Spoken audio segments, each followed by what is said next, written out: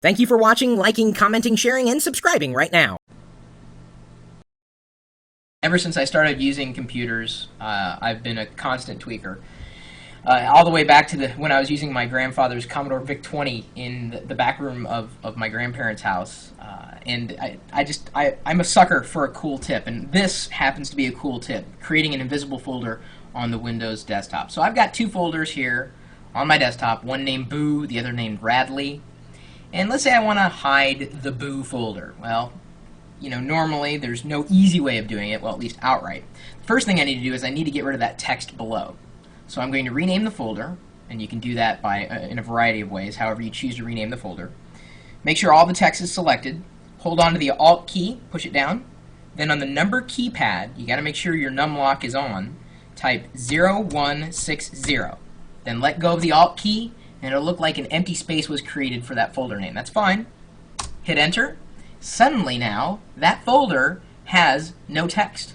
It's just the icon. So if you wanted to have all these folders on your desktop without text, that's the easiest way to do that. Of course, you can't have more than one object named the same thing, so you could do, one could have 2, one could have 3, one could have 4 of those invisible spaces, so on and so forth. Now we need to get rid of that icon. Well, you can't just delete the folder because, that's not the point. The point is to have an invisible folder.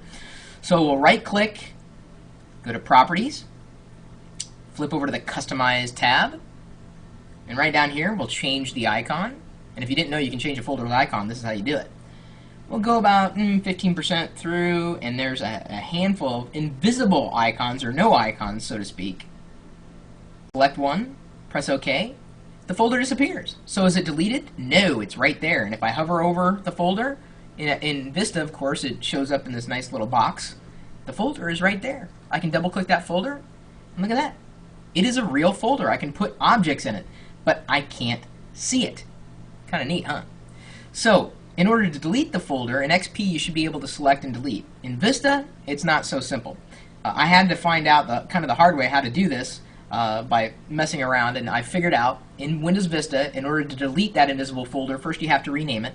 So on the command prompt, you type in REN, as opposed to the Stimpy command, space, quote, then Alt 0160, and quote, and then name it something like Wacky Boo. Or I can just rename it Boo again. So now, on the desktop, it's been renamed to Boo. And this is another, I guess, kind of a tangential tweak. This is a way to have items on your desktop without any icons, but just labels, is to do it that way. Is to use the invisible folder icon, or the invisible icon. Now, from here, I can select it and delete it, and then I'm good to go. That's my tweak. What about yours? You got any cool desktop tweaks?